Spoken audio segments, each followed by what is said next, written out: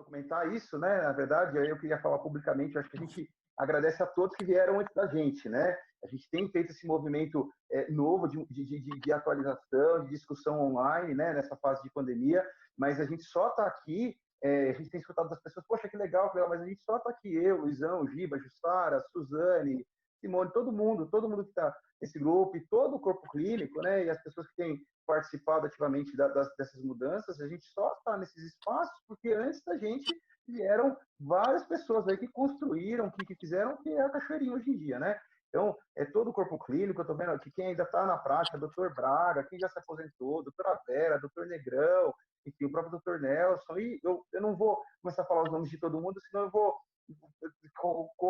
fico com medo de esquecer o nome de alguém. Mas, enfim, a gente tem construído a partir do que vocês já produziram. Eu acho que precisa ficar público esse reconhecimento aí, né? Enfim, acho que isso é muito importante.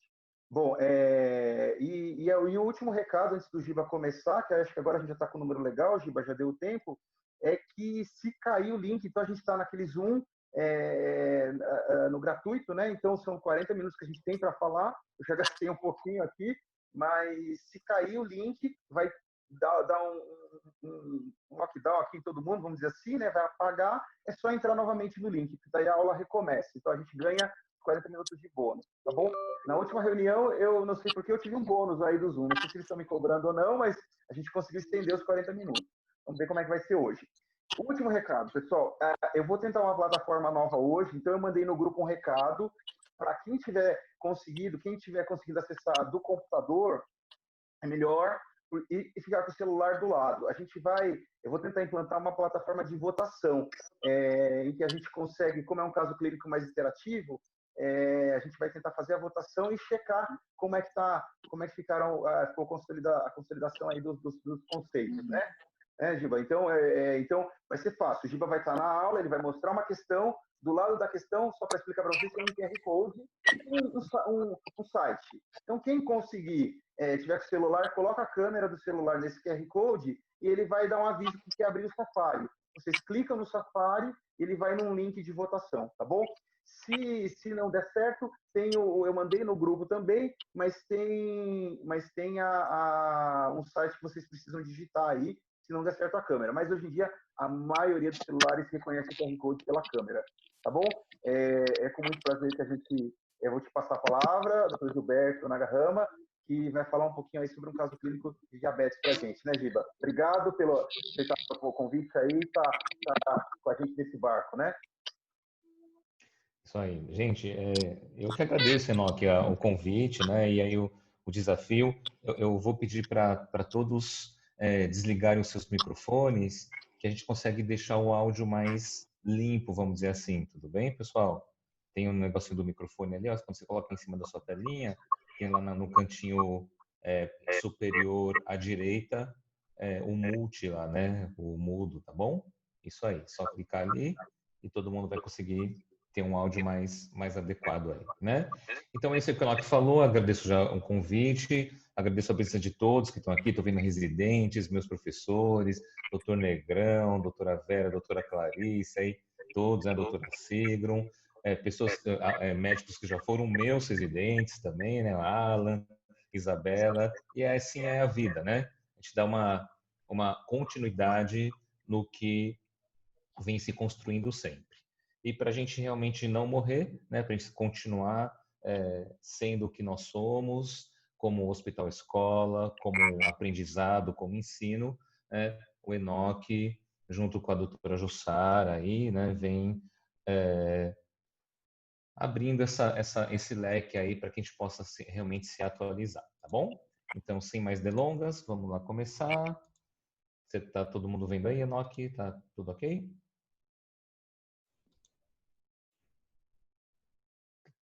Tá compartilhando, Enoque? Sim, Giba, tá tudo certo. Beleza. Então, vamos lá.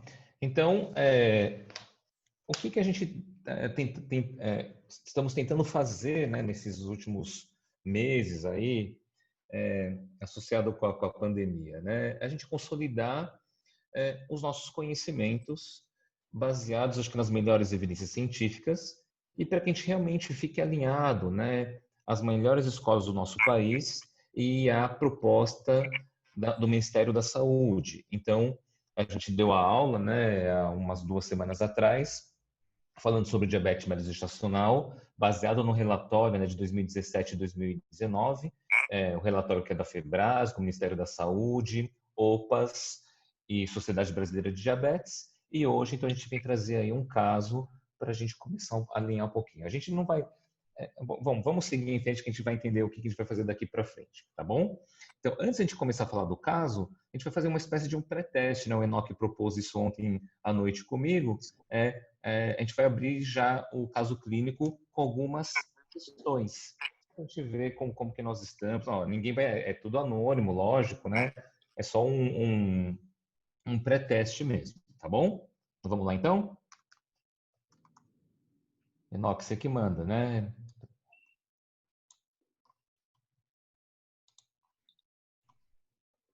A questão, então, é... Opa, espera aí, será que eu pulei uma questão? Pronto, a questão tá... Não, desculpa, Giba, eu que acabei na atualização colocando 2, mas é questão 1. Só isso Tá que bom. essa é a primeira Tá questão, bom. tá? Então, eu vou ler a questão, então, né? É o seguinte, então, a paciente secondigesta teve parto cesáreo com 39 semanas devido à macrosomia fetal. Na gestação atual está com 12 semanas na primeira consulta de pré-natal. Deve-se, então, com esta paciente, solicitar perfil glicêmico simplificado, visto que ela já teve um macrossômico numa gestação anterior. Solicitar como primeiro exame o TTOG de 75 gramas, visto o fator de risco, macrosomia fetal. Solicitar HB glicada, ou D, solicitar glicemia de jejum. Explica para o pessoal aí, Enoque, como que Então, funciona. pessoal, vamos lá. A câmera do celular no QR Code. Se quem tiver de câmera ligada fizer joia para mim, eu vou saber que deu certo. Ana Marta, deu certo aí? Não sei se você está com o celular. Deu, ótimo. Então, perfeito. Então, vocês vão no site, votam, todo mundo votou, eu vou esperar. Vai, acho que é rápido, né? Uns 10 segundos aí, 15 segundos, todo mundo vota, e aí a gente vai ver a resposta aí, né? Ver o resultado. Então, pessoal, A, B, C ou D, não tem muita dúvida aí. Bom, acho que a gente pode seguir. Vamos lá, Giba. Pode passar a Pessoal, próxima conseguiu página. votar? Vamos lá? Acho que sim, né? Tem muita dúvida aí. Vamos lá. Ó, perfeito, hein? Não, legal. Então, esse é o resultado da votação. Todo mundo que foi lá e votou, e é mais ou menos assim que vão ser as próximas questões, tá? São 4 questões, né, gente? 5 questões, né? Isso aí. Você pode fazer. Vamos lá no próximo, então é isso aí, né? Solicitar glicemia de jejum, todo mundo aí que votou, aí 100% certo, né? Legal. Próxima questão, turma. O melhor grupo de fatores de risco que indicam rastreamento de diabetes mellitus gestacional é...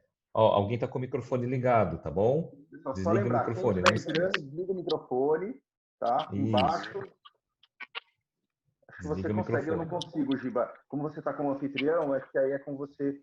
Se você, enfim, mas concentre na aula, mas se descobrir quem é que está Ah, aí. tá. Verdade, verdade. Tranquilo. Então, vamos lá. Ó.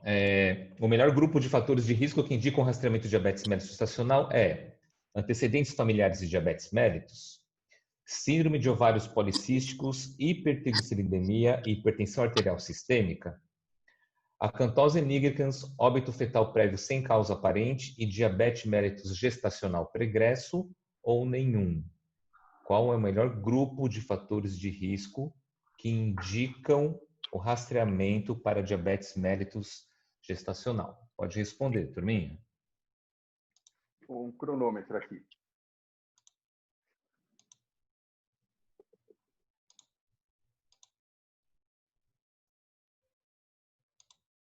Bom, se alguém não conseguir votar, avisa para a gente no chat aqui, né?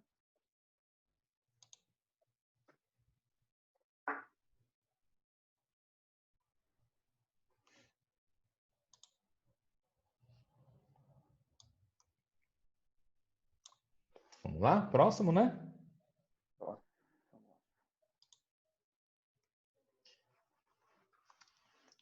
Olha, que interessante, hein, essa resposta aqui já, né?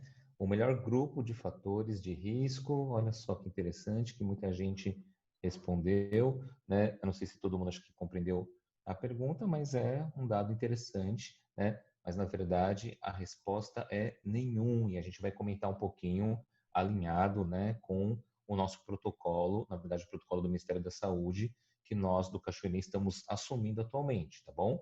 Só para fazer um comentário bem breve, né, que não existe nenhum fator de risco que indica o rastreamento. Né? Lembrando lá da aula passada, o rastreamento do diabetes mellitus gestacional, enfim, o rastreamento de diabetes na gravidez, ele tem característica universal. A tradução disto é que todas as pacientes devem fazer rastreamento independente dos seus fatores de risco, tá bom? Então é isso aí. Vamos lá no próximo turno. Eu acho que só uma Olha coisa, lá. Giba, se você votar no anterior, poucas pessoas Uhum. votaram. A gente só teve 9 votantes. Então, pessoal, assim, para essa próxima questão, qualquer dificuldade, vocês me avisem antes da gente passar para a resposta. Não tem problema, a gente Ah, espera um tá. pouquinho, Uhum. tá bom? Só Uhum. para que todo mundo participe aí, legal? Legal. Próxima questão. Paciente com 29 anos de gestação. Sua casa foi inundada por enchente que destruiu a carteira de pré-natal e todos os exames já realizados. 29 semanas, ok? A paciente não sabe informar sobre o exame de rastreamento de diabetes mellitus. Conduta. TTOG de 75 gramas imediatamente. Glicemia de jejum imediatamente. Realizar ultrassom obstétrico, se líquido amniótico aumentado ou peso fetal maior que o percent 97, internar para perfil glicêmico completo. HB glicada imediatamente. Vamos dar um tempinho maior. O pessoal que Ok. está com o celular, eu estou só explicando aqui como é que pode fazer. Então, tem um link Sim. que vocês podem clicar. Eu mandei esse link no chat. Vocês clicam no link, ele vai abrir o Safari, vai abrir o Chrome, o navegador que vocês tiverem no celular. Vocês vão lá, votam e volta para o Zoom aqui para a gente ver a resposta. Então, dá para votar sim. É um pouquinho mais difícil, mas dá para votar sim, tá bom?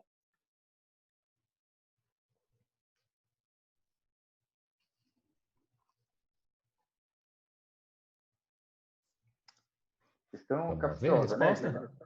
Vamos lá. Vamos ter que esperar um pouquinho? Deixa eu ver se eu consigo ter uma ideia de quantos. 12 votantes. As pessoas conseguiram votar mais do que na outra, né? Então foi Isso aí. aumentando aí, se a gente der mais um tempinho, 7, 9, agora 12. Mas é pouco, né? A gente está com Uhum. 42 participantes agora, então, Uhum. perfeito, 13 votos. O pessoal está votando ainda, dá para esperar um pouquinho para ver se Depois alguém vai mudar de voltando. ideia, né?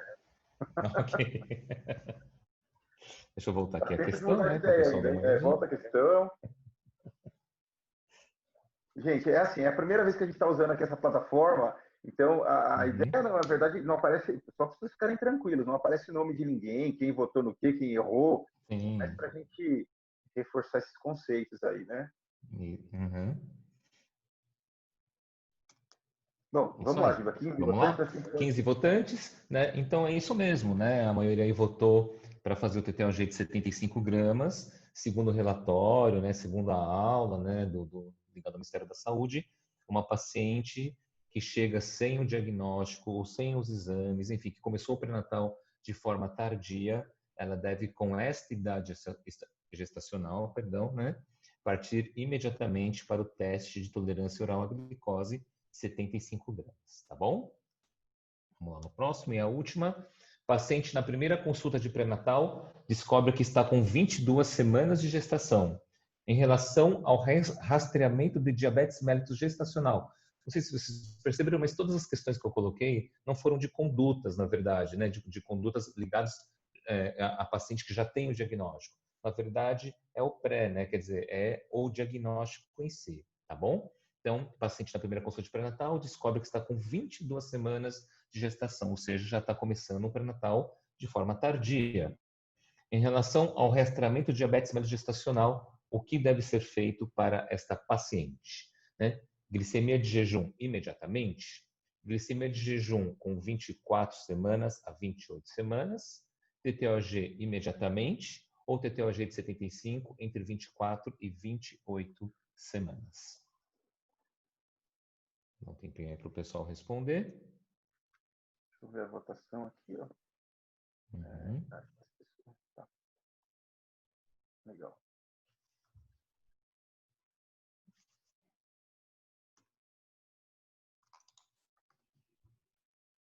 Opa, você já passou a resposta.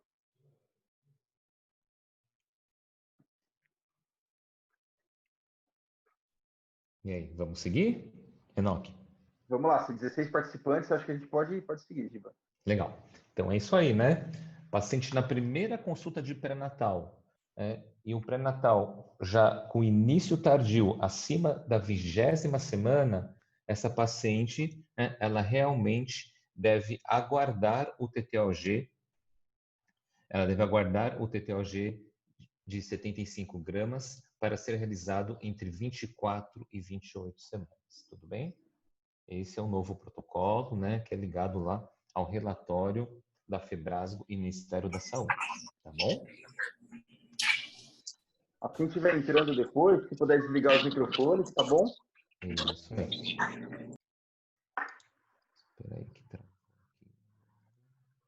Tem mais uma questão, Giba. Mais uma? Tem mais uma, são 5. Espero que dê uma travadinha aqui, viu? Legal. Opa, Isso aí, desculpa aí. É a última, então, vamos lá. Você é o médico da UBS da cidade de Mirim, com falta de recursos, sendo que não há disponibilidade para o TTOG de 75 gramas. Deve, então, solicitar, letra A, glicemia de jejum apenas no primeiro trimestre e com 34 semanas. Glicemia de jejum apenas na primeira consulta de pré-natal, independente da idade gestacional. Glicemia de jejum se idade gestacional menor que 20 semanas e repetir entre 24 e 28 semanas. Ou glicemia de jejum apenas entre 24 e 28 semanas, ok? Nós estamos aí discutindo, né, algo que o Ministério da Saúde debateu muito para a construção do relatório, que são cidades ou localidades que realmente têm falta de recurso, né, ligado principalmente à disponibilidade do Destrozol de 75 gramas, tá bom, pessoal?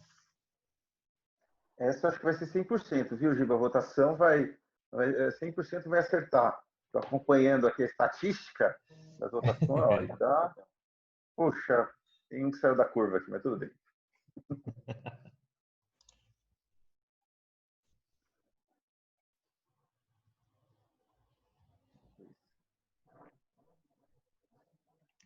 Legal, estão votando os 16, né? Deu para 17, estão votando? Então agora então aprendeu. Eu acho que se você quiser, não sei, Giba, às vezes a gente pode ou voltar no final, enfim, não sei, para depois. Mas acho que não vai precisar, né? Acho que alguma dúvida dá para depois discutir. Legal. Bom, pode ir. Vamos lá? Olha lá. Então, é isso aí, né? É uma paciente, quer dizer, na verdade, perdão, uma paciente que está numa região onde há uma falta de recurso, você é o médico, enfim, da UBS, né? O Ministério, ele abre esse leque, né? O protocolo abre esse leque para onde não há o teste de tolerância oral à glicose de 75 gramas, fazendo, então, 2 testes de glicemia de jejum, só lembrando que a detecção, obviamente, é menor, né, para as pacientes que são submetidas ao teste de tolerância oral à glicose de 75, tá bom? Então é isso mesmo, glicemia de jejum no início do pré-natal, antes da 20ª semana, e repetir uma nova glicemia de jejum mesmo entre 24 e 28 semanas, pensando que esse tipo de screening, esse tipo de rastreamento consegue detectar até 86% dos casos de diabetes mellitus, tá bom? Então, acho que as perguntas terminaram, né, Enoque? Sim, até a última. É isso aí. Então, vamos lá, turminha. Sem mais demora, né?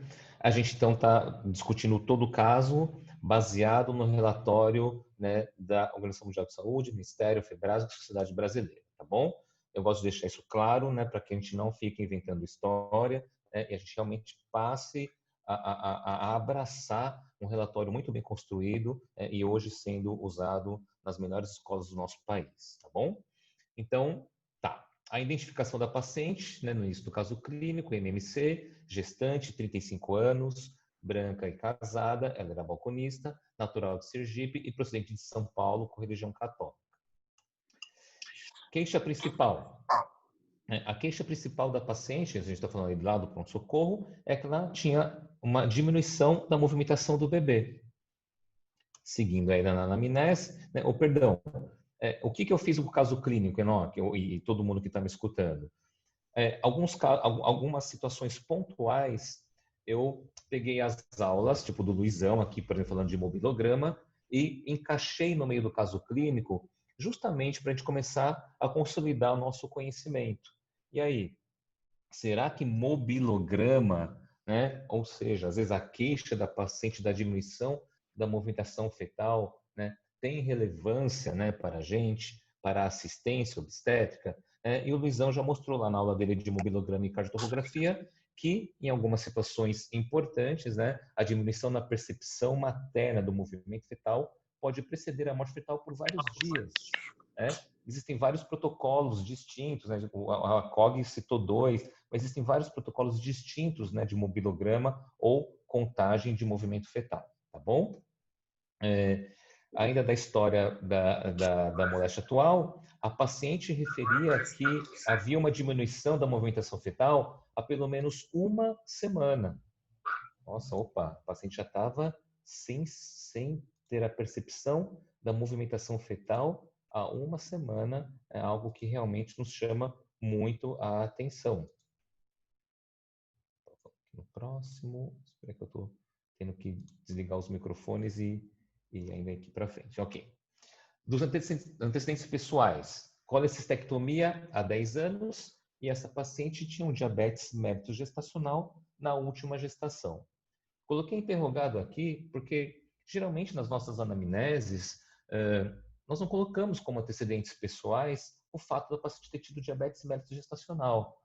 Eu coloco essa interrogação mas justamente para a gente discutir isso, né? Será que é prudente, será que é sensato a gente colocar isso como antecedente pessoal, né? Porque a gente pode colocar uma colecistectomia, né? A gente pode colocar que ela teve uma apendicite, eu não sei, né? A gente coloca o diabetes mellitus gestacional classificado como doença clínica, não é verdade? Nós não colocamos o diabetes mellitus gestacional como doença obstétrica, né? Então, no meu ponto de vista, ela deveria entrar como antecedentes pessoais e não necessariamente só obstétricos, né? Antecedentes pessoais mesmo, tá bom? Dos antecedentes familiares, avó materna e paterna, que é uma enxurrada, né, de diabetes mellitus do tipo 2, os avós materno e paterno tipo 2, pai e mãe diabéticos tipo 2 e fumante, né? Em relação ao fator de risco, não preciso nem comentar com vocês o quanto que essa paciente já tinha fator de risco. Já teve um diabetes mellitus na gestação anterior e tinha esse antecedente familiar muito importante. Mas o que é importante falar de fator de risco? Então, peguei esse slide da aula passada. Que os fatores de risco são importantes? Sim, eles são relevantes. Mas utilizar os fatores de risco, né, como forma de rastrear as gestantes, ou seja, pensando quem é a paciente que deveria ser submetida, né, ao rastreamento, é uma ação. Estão me escutando aí? É uma ação que apresenta baixíssima sensibilidade. Né? Por isso que o rastreamento do diabetes mellitus tem caráter sempre universal. Tá bom, pessoal? Vamos lá. No próximo, então. Antecedentes ginecológicos. Menarca aos 13 anos. Data da última menstruação foi 18/9/2018. Então, só para a gente entender que essa paciente, no momento do pronto-socorro, estava com 35 semanas e 3 dias. Ela tinha ciclos regulares de 28 dias, com duração de 4, e a coitarca da paciente foi aos 15 anos. Antecedentes obstétricos. A primeira gestação, ela evoluiu para aborto espontâneo e precoce. A segunda gestação evoluiu para parto cesáreo por parada secundária da descida por macrosomia fetal. 4.800 pesou esse bebê, né? E a terceira gestação é a gestação atual, tá bom? Very nice. Ao exame físico, uma PA adequada, pulso e temperatura normal, o IMC também adequado, né? Bom estado geral, né? Ou seja, o paciente estava clinicamente bem. A palpação pela técnica de Leopoldization, ou seja, os residentes aí que estão nos escutando devem saber muito bem o que nós estamos falando, né? Não foi realizada. Na verdade, ela não foi possível ser realizada. E por quê? Tal era a altura uterina da paciente, com 35 semanas, uma altura de 42, né, centímetros, obviamente chama a atenção de todos nós, não é? Com o B7 estava presente, tônus uterino normal, uma dinâmica uterina ausente e uma movimentação fetal negativa. Eu coloquei negativa aqui, visto que era a informação da própria paciente, né?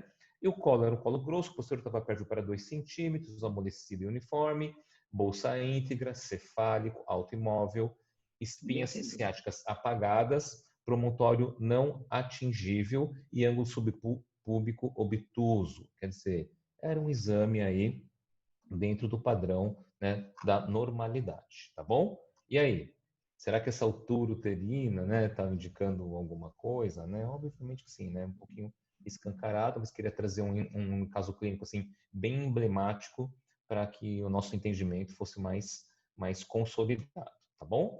No exame do pronto-socorro ainda, né, o que foi feito de exames subsidiários? Foi feita uma cardiotocografia, né, pensando que a queixa principal da paciente não era o tamanho da barriga ou da altura, era realmente a ausência ou a diminuição da movimentação fetal, e era uma cardiotocografia antiparto, né, ou chamada também basal, considerada normal ou reativa, ou tranquilizadora na nomenclatura mais antiga, tá bom?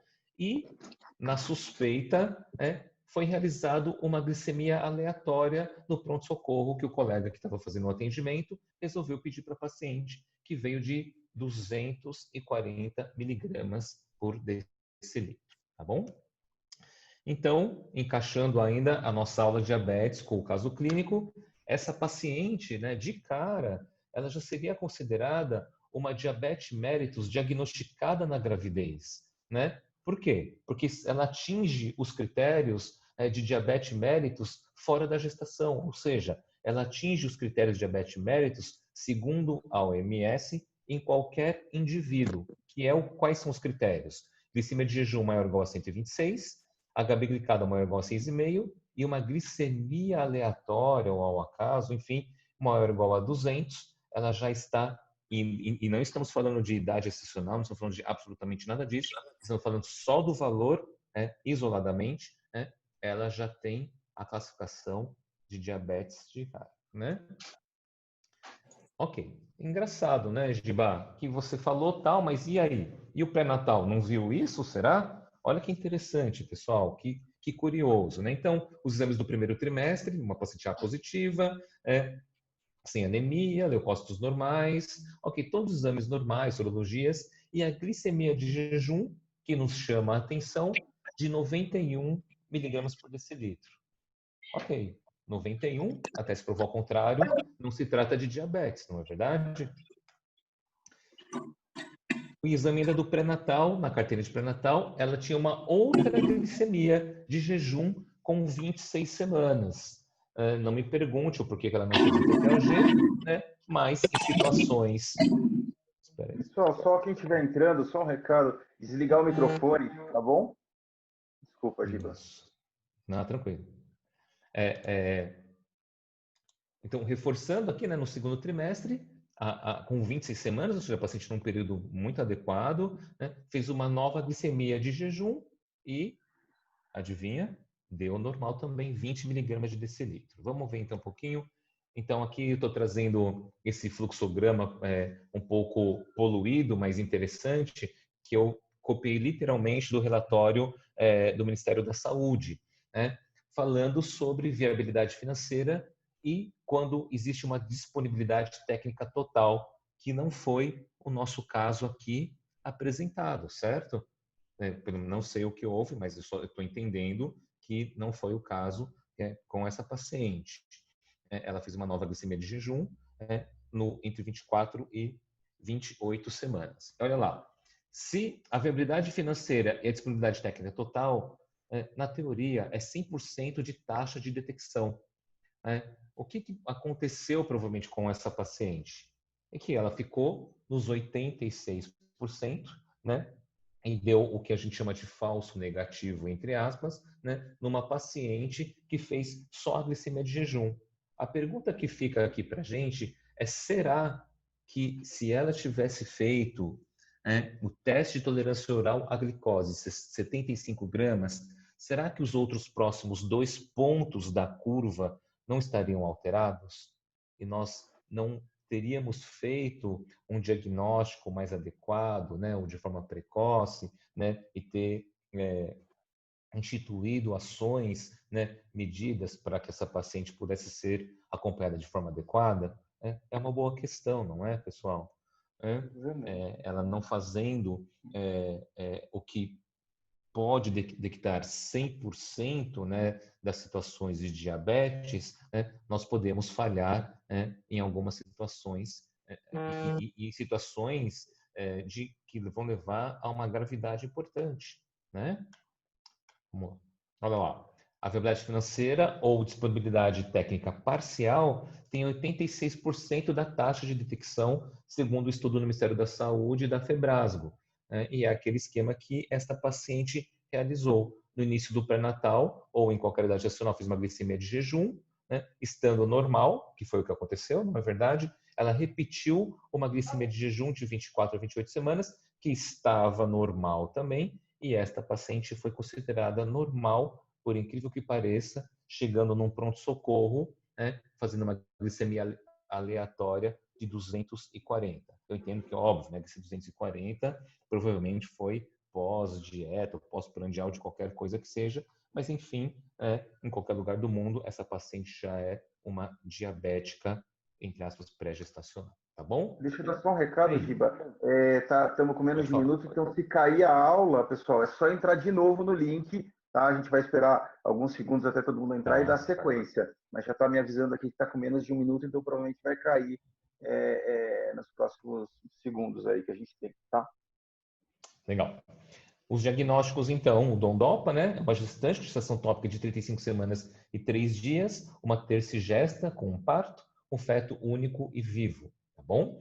Ela teve um aborto espontâneo precoce e foi realizado esvaziamento uterino por aspiração manual intrauterina, a 1000, né, no Cachoeirinha, e um parto cesáreo devido à parada secundária da descida por desproporção fetopélvica há 2 anos antes dessa gestação, que a gente está discutindo aqui, e um peso de recém-nascido, né, não é estimado não, um peso recém-nascido de 4.800. No DOPA, macrosomia fetal, interrogado. Polidrâmino, interrogado, né, ou os dois. Alguém deve estar perguntando, por que não fizeram ultrassom? Cadê o ultrassom dessa paciente com uma altura uterina de 42 centímetros? E um diagnóstico clínico que ela não é uma diabetes mellitus gestacional. Só recordando, né, essas definições, eu vou passar isso no próximo slide, ela é uma diabetes mellitus diagnosticada na gestação. Pode seguir. Legal. Então, Giba, só para a gente fazer a ponte aí, voltando no teu caso clínico, então a gente tem uma paciente que tinha inúmeros fatores de risco aí, não é isso? Isso. Você frisou um pouquinho nas questões anteriores que, independente do fator de risco, o rastreamento do diabetes ele é universal, né? É universal, mas essa paciente do caso clínico específico, ela tinha familiares com diabetes, ela tinha tido diabetes na gestação anterior, com o filho pesando 4,8 kg, né? E eu acho que e agora ela chegou com uma altura uterina de 42 centímetros, né? Só para pronto, 41 pessoas, vamos dar sequência. Legal. Então é isso aí. E aí? Opa, perdão, eu preciso dividir minha tela aqui, né, com vocês. Pode pôr cheio, tela cheia. Espera só um pouquinho aqui, o que eu estou fazendo? Você já está vendo minha tela aí, Enoch? Eu já tô. Ah, tá, desculpa, tá. Então é isso aí. Então a gente viu o Dondopa, né? Então gestante, tal. Do DOPA aqui, marcosomia fetal e polidrâmino, eu coloquei interrogado, né? Obviamente, porque a altura uterina de 42 é totalmente incompatível com a idade gestacional. E o diagnóstico clínico cirúrgico dessa paciente, que eu deixei aberto, é só para a gente pensar que, na verdade, essa paciente é um diabetes mellitus diagnosticado na gestação, tudo bem? Né? e de ginecológico a gente não tinha nada digno de nota, tá bom?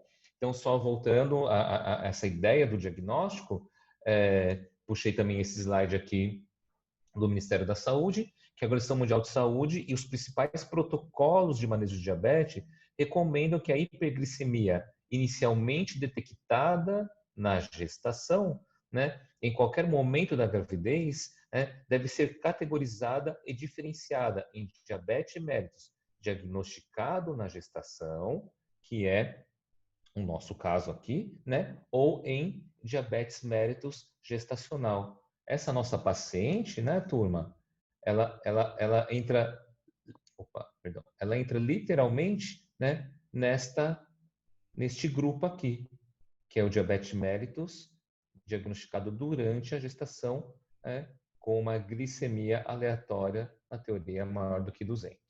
Tá bom? Então, só para a gente consolidando aí esse conhecimento.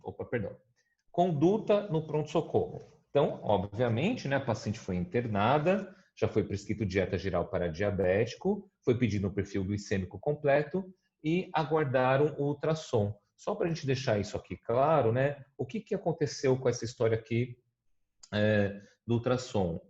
Pelo que eu entendi, era um final de semana e a gente estava sem a ultrassom, enfim, ela não conseguiu fazer de forma imediata. E por isso que essa paciente foi internada, então, e foram tomadas essas medidas, né, visto que a cardiotoco estava adequada, mesmo vendo a altura uterina, entender quem era este bebê, né, a gente precisaria ver aí um ultrassom. Então, só lembrando que eu também trouxe esse slide do relatório, né? Não é o caso aqui, mas vale a pena a gente sempre voltar com a discussão do tratamento que se faz em diabetes, que a primeira coisa que a gente deve fazer, com certeza, é orientar. E a gente vem perdendo muito, né, esse foco, esse papel da orientação. Eu entendo que todo mundo está sempre correndo com tudo, no pré-natal, enfim, em todos os lugares, mas que a orientação, ela é, com certeza, um dos pontos mais fundamentais para que a paciente possa realmente assumir aquela patologia, vamos dizer em si, ter um entendimento daquela doença e fazer o que deve ser feito. Né? O que é mais comum, todo quem está me escutando e que faz pré-natal de alto risco, né, sabe o que eu estou falando. Né? Quem viveu um pouquinho já da casa gestante sabe o que eu estou falando. A paciente chega na casa gestante e ela já pergunta quando que ela vai embora. Ela não quer saber ou não quer saber, ou não quer ter esse entendimento, às vezes de forma muito clara, né, que ela está internada por um motivo justo, que é o controle. Ela quer ir para casa e ponto final. Né? Então, eu só coloquei aqui um exemplo, né, falando de orientação, como que é importante que a gente possa fazer isso para os pacientes e a gente cada vez mais vem tentando, junto com o Dr. Enoch e agora o pessoal do ambulatório, a gente começar a tentar alinhar, né, esse acolhimento dessas pacientes. A gente fala que a paciente tem diabetes e ela escuta o diabetes da vizinha, ela não escuta o diabetes da gente, né, de nós que podemos orientar e falar dos riscos, por exemplo, né, quanto o risco que uma paciente corre com o diabetes, por exemplo, tá bom? Falar de terapia nutricional, né, falar da dieta, enfim, que é fundamental, né, que não era o caso já da nossa paciente, tá bom? Falar de atividade física, então a gente está falando do manejo inicial, uma vez que se faz o diagnóstico, orientação, que faz parte de um tratamento, né, terapia nutricional e atividade física. Até na aula que eu dei sobre diabetes, até o professor Nelson estava assistindo, viu lá, poxa, estava lá uma orientação, inclusive do relatório da Febraso, né, Enoch, que era fazer ciclismo, natação, né, e com todo respeito às nossas pacientes, né, quem são as pacientes da nossa maternidade que fazem natação ou academia e tal, né? Mas depois eu fui refer o relatório e há uma orientação muito interessante sobre atividade física, que é ligado literalmente à caminhada, que é algo, né, que quase todo mundo pode fazer aí com uma certa tranquilidade, né? E a orientação é que a paciente faça uma atividade física, uma caminhada, ainda conseguindo conversar e sentir-se relativamente assim, dentro da sua intensidade moderada, né, ou relativamente cansada, perdão, faltou uma palavra aqui, né, e uma frequência de mais ou menos 5 ou mais dias na semana. Ou seja, se desse para ela fazer todos os dias, seria excelente, com duração de 30 a 40 minutos. Né? Esta recomendação aqui está ligado ao Colégio Americano de Ginecologia e Obstetrícia, tá bom? Ok. A paciente então foi para o pré-parto, estava tudo ok, começou a fazer dieta, não tinha nada para fazer, pelo menos naquele momento, né? Muito claro para todo mundo. A paciente desceu para a casa da gestante e no primeiro dia de internação nós temos esse perfil glicêmico completo. Por que essa paciente não foi feita TTOG? Só para a gente recordar que lá no pronto-socorro, aquela glicemia aleatória de 240, né, já denotou, já diagnosticou que a paciente era diabética, tudo bem? E olha lá o perfil. Essa paciente tinha um comportamento interessante, né, em relação ao diabetes. O jejum dessa paciente é sempre adequado. Quer dizer, sempre não sei, mas pelo menos em vários momentos que a gente viu, que é no exame do primeiro trimestre e no exame do segundo trimestre, o jejum estava adequado. Mas olha as pós-prandiais, pessoal. Só retornando, né, que o foco, né, da pós-prandial de 1 hora, nós estamos falando em até 140 e 2 horas até 120, certo? Então, pós-café, pós-almoço e o pós-jantar dessa paciente totalmente estourado, não é? Eu coloquei 24 horas aqui porque antes de a gente estar assumindo esse protocolo da Febrasgo, nós fazíamos de rotina, né, um destro, uma glicemia capilar às 24 horas e a Febrasgo, a Sociedade Brasileira de Diabetes, não recomenda que isso seja feito, principalmente por não interferir no desfecho materno-fetal, tá bom? Então, vamos lá ver então. Então, olha só então o que deve ser feito em relação à monitorização, em relação ao entendimento de quem é aquela paciente de diabetes, que tipo de diabetes essa paciente tem, que é ver a frequência, né? A frequência da realização do monitoramento da glicemia capilar inicial ou a paciente em fase de dietoterapia ou chamada diabetes mellitus gestacional do tipo A1, né? Nós estamos colocando a nossa paciente, né, dentro desse grupo aqui, correto? Do grupo aí, né, de monitoramento inicial. E como que elas devem ser avaliadas? Se há viabilidade financeira e disponibilidade técnica total, né, que no nosso hospital nós temos ainda essas condições, o perfil diário, né, precisa ser de 4 pontos: jejum, pós-almoço, pós-café, perdão, pós-almoço e pós-jantar. Perfeito? Que é o que foi feito, né, com a nossa paciente, mostrando que seus destros, as suas glicemias capilares estavam realmente, né, muito inadequadas, tá bom? Eu não coloquei o detalhamento da casa da gestante, vocês vão entender o porquê, mas foram feitas algumas insulinas de resgate aqui, a insulina chamada regular, né, ou de ação rápida, nessas situações onde as glicemias estavam realmente muito estouradas, tá bom? E aí? E finalmente, numa segunda-feira, no plantão do nosso amigo aí, do Jorge, né, e companhia, foi feito o ultrassom obstétrico com Doppler. Era um feto único, vivo e estava pélvico. No primeiro exame lá no pronto-socorro, havia uma impressão de estar cefálico, mas ele estava pélvico, enfim, com dorso à esquerda. A placenta anterior, grau 0, o ILA estava de 440. Sem comentários, né, turma? Um polidrâmino realmente importante. E o peso fetal estimado de 4,180 kg para 35 semanas e 4 dias, que já tinha se passado um dia, né? Esse feto já estava no percentil, né, maior do que 95.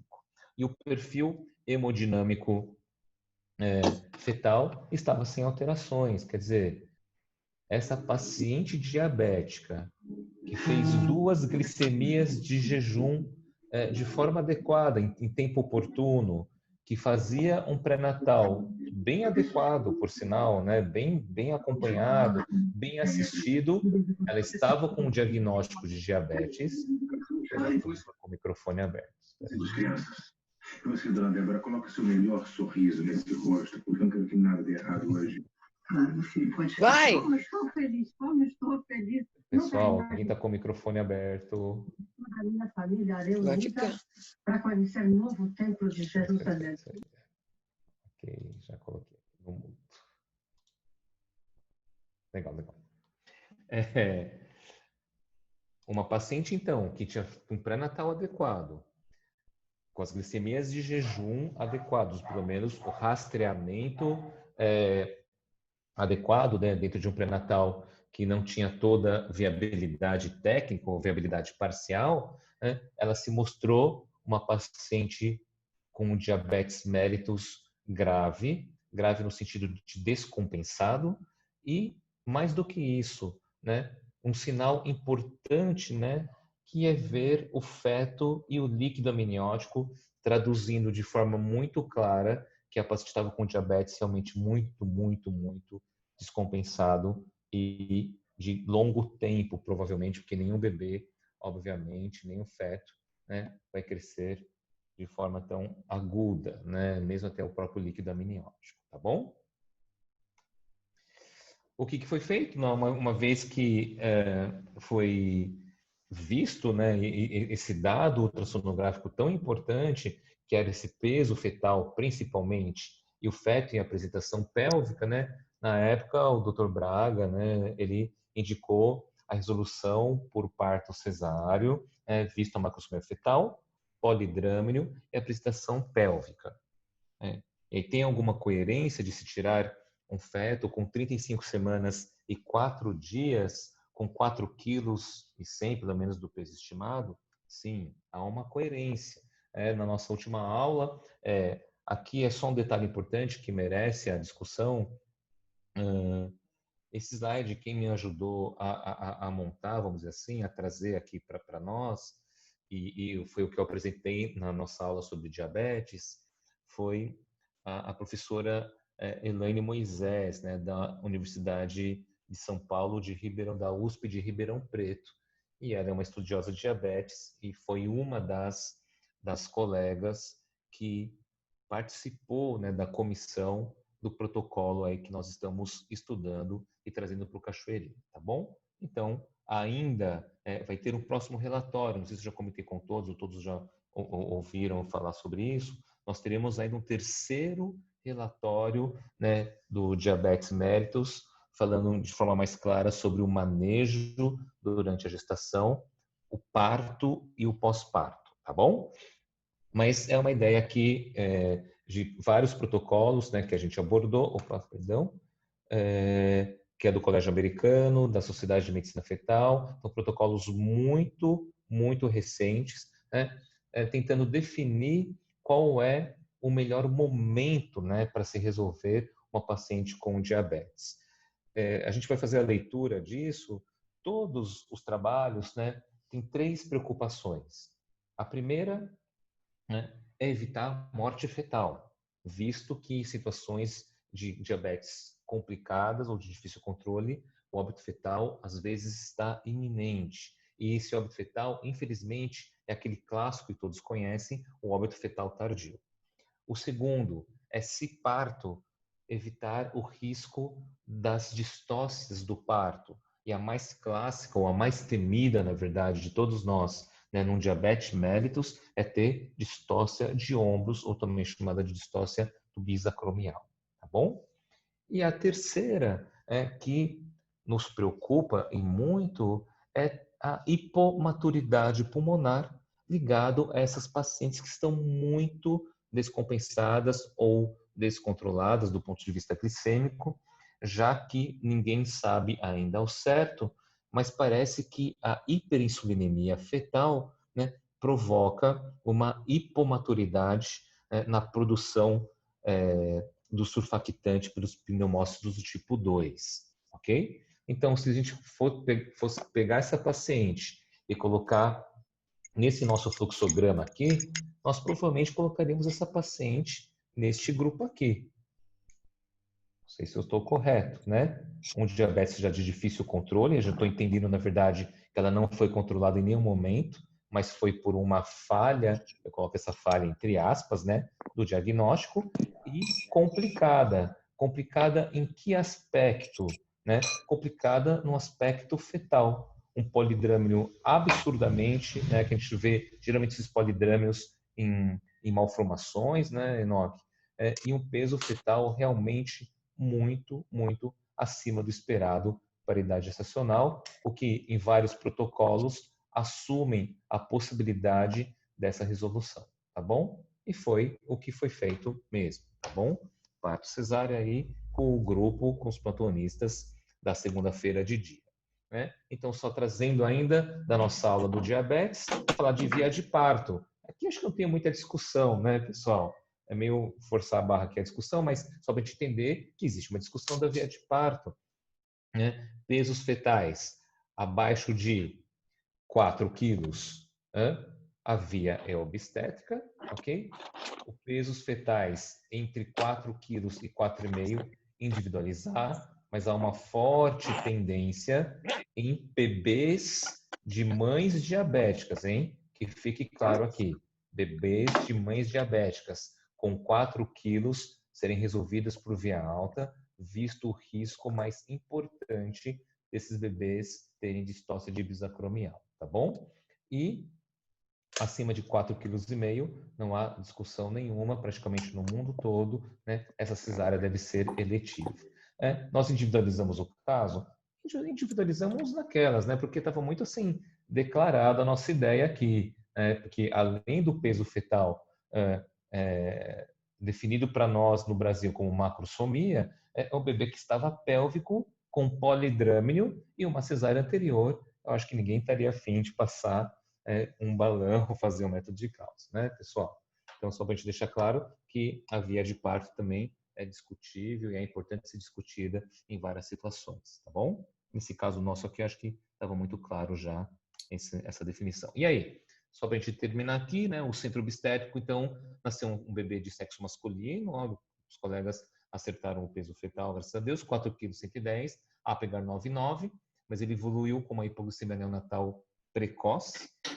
Obviamente que esse bebê não ficou com a mãe, porque desenvolveu também o clássico do diabetes, né, a síndrome do desconforto respiratório do recém-nascido, que tem a ver literalmente com a doença da membrana hialina, não é verdade? Conhecido no passado como a doença da membrana hialina e pela falta de surfactante.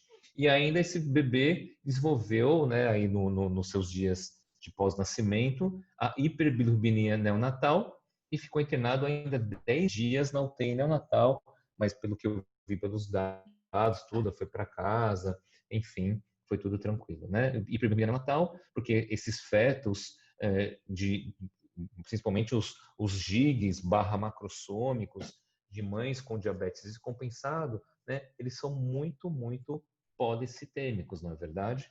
Então, aumenta o risco aí de eles desenvolverem a icterícia neonatal ou hiperbilirubinemia neonatal, tá bom? No puerpério, essa paciente, então, foi de alta hospitalar, 72 horas pós-parto, sem medicações para diabetes mellitus, visto que o perfil glicêmico dessa paciente ficou, por incrível que pareça, adequado no pós-parto, né? E foi orientado o retorno para avaliação pós-parto, e aqui a gente abria uma discussão enorme, né? Será que essa paciente era diabética mesmo?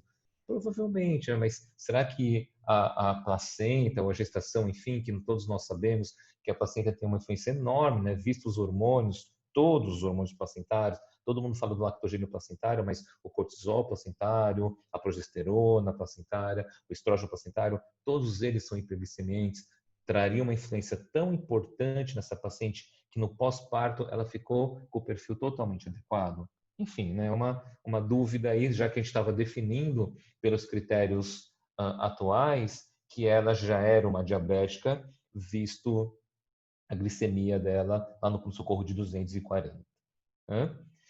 Enfim, então, como que a gente definiria isso? Será que ela é ou não é? Ou não é? Retorno, não é verdade? No puerpério, né, para uma avaliação pós-parto, que a gente possa realmente definir qual é a situação clínica desta paciente em relação à sua glicemia.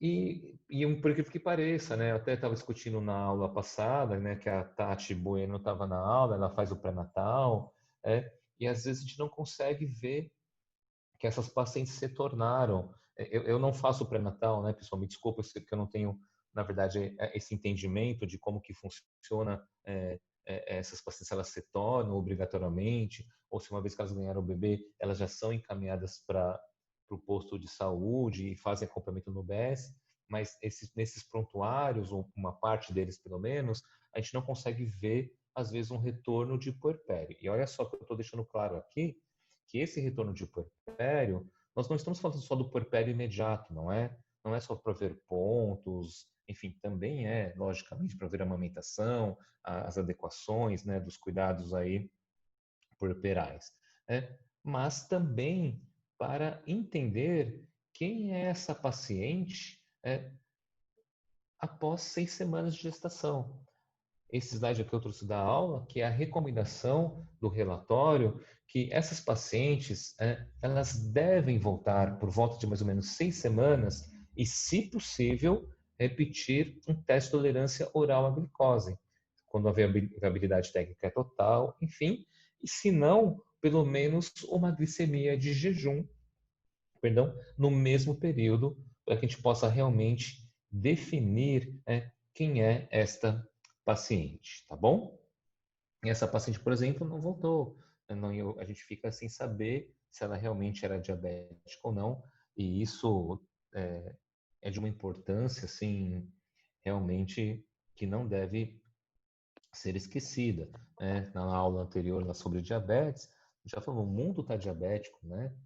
O mundo está com sobrepeso e obesidade, e o mundo realmente está diabético. A maior pandemia que existe é o diabetes, tá bom? Então, só para a gente finalizar, que eu estou trazendo da nossa aula de diabetes, que a conduta pós-parto para os locais, né, que tem estrutura total, disponibilidade total, é fazer no puerpério, a gente está entendendo esse puerpério como 6 semanas, um TTOG de 75, e nós reclassificarmos essa paciente e dar as nossas devidas orientações.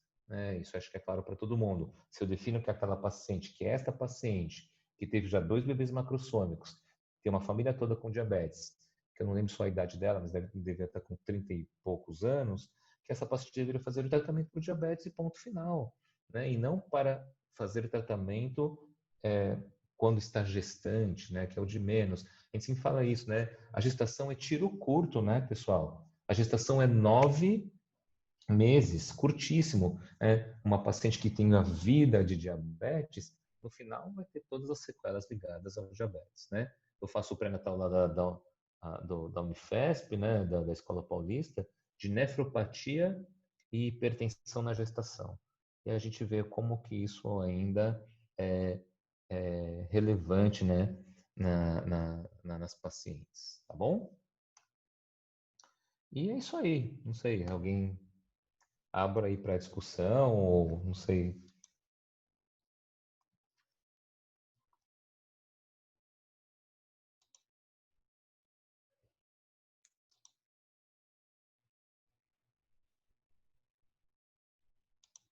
Opa, espera.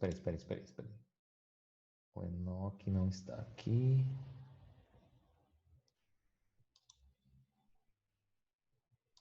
Oh, desculpa, Enoque, desculpa. Espera aí.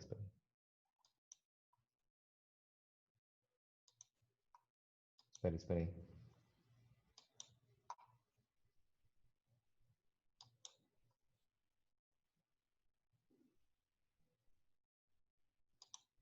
Ativa. Pronto.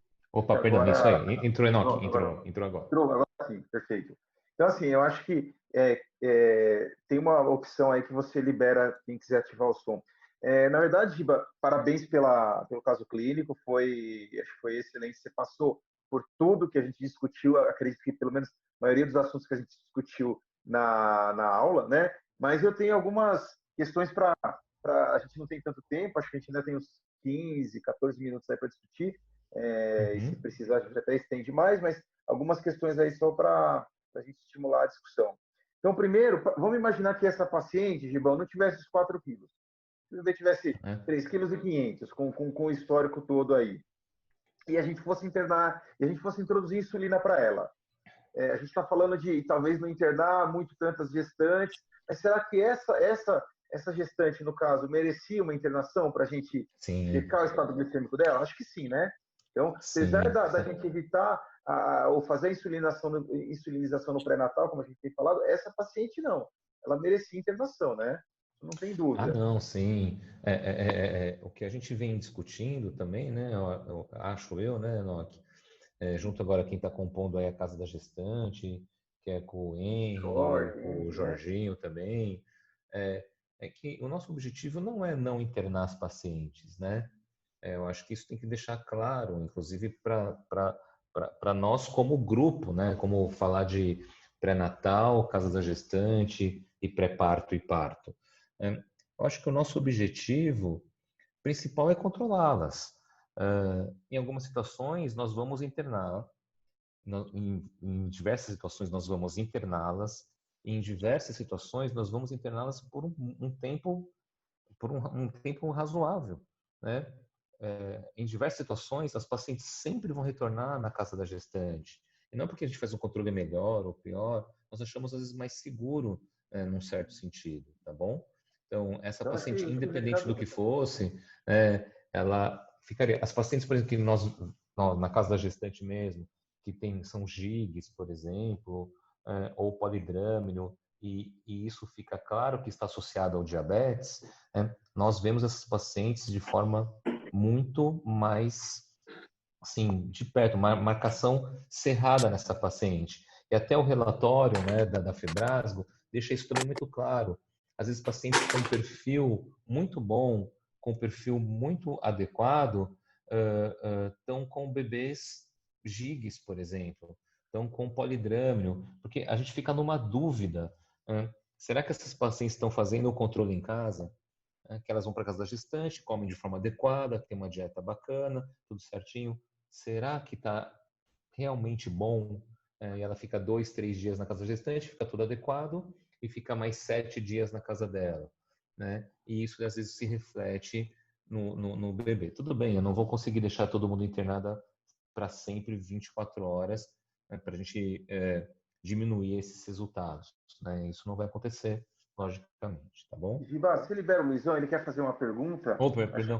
Então, o recado é assim, essa paciente que tinha sinais de descontrole da glicemia, essa merecia uma internação sem sombra de dúvida. Descontrole de glicemia e uma provável repercussão fetal com o antecedente que ela tinha em final de terceiro trimestre, a gente precisava tatear esse caso, entender como que estava a repercussão, porque ela tinha uma glicemia bem alterada ali da entrada, né, do pronto-socorro, e enfim, essa paciente merecia internação.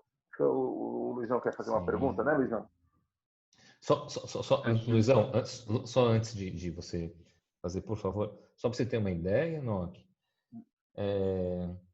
nós aqui estamos falando de peso fetal estimado, mas existem vários protocolos, né, em relação ao diabetes e controle de diabetes, que só de pegar a circunferência abdominal, né, isolada, não estamos nem falando de macrosomia ou GIG, que geralmente vai dar os bebês pelo menos GIG, né, quando há uma circunferência abdominal numa paciente sabidamente diabética, né, maior do que 75, olha só que eu estou falando, nem acima de P90, nada disso, né, já exige de muitos protocolos que essa paciente seja controlada de forma um pouquinho mais rigorosa. Essa é uma discussão, né? Fala aí, Luizão. Fala, Giba, parabéns aí pela aula, bacana. Obrigado. Cara, deixa eu te fazer dois comentários / perguntas. Primeiro, em relação às taxas, à detecção, né? Na Cachoeirinha, né? Estou vendo que tem alguns residentes aí, eu sempre me preocupo com essa questão agora da formação deles, né? Mais do que nunca. Então, na Cachoeirinha, a gente não vai admitir nada menos do que taxa 100% de detecção, certo, Giba? Não tem como a gente admitir que no nosso pré-natal as nossas pacientes não tenham 100% de detecção, né? Sim, com certeza. Não, e pelo menos pelo que eu entendo, né? Acho que isso nunca aconteceu, né? No Cachoeirinha. Acho que nós temos disponibilidade técnica e temos o que a gente precisa, que é o Destrozol de 75 gramas, né? Não sei se eu estou enganado, mas acho que não, né? Essa paciente, Luizão, só para deixar claro aí para o pessoal que viu o caso, ela não estava com a gente, tudo bem? Ela não estava com o nosso pré-natal, até porque ela não estava com o diagnóstico, né? Entre aspas, tudo bem que de repente apareceu uma altura uterina do nada de 44 centímetros. Tudo bem, não vamos entrar nesse mérito, né, da discussão, mas ela não tinha o diagnóstico e estava fazendo o pré-natal na UBS, tá bom? Então, Sim, sim. acho que a Não, Ana Marta está aqui claro escutando a que gente, acho que ela pode até comentar isso, né? Que o Cachoeirinha é 100% de TTOG, para quem precisa fazer, não é isso, Ana? Opa, deixa eu abrir o microfone, desculpa, espera aí. Se você quiser voltar para mim e me tornar anfitrião, Giba, eu vou alternando aqui. Isso aí, como que eu faço isso, Ó, Ana, aqui? eu acho que você vai, clica em mim e coloca tornar anfitrião. Clicar em você.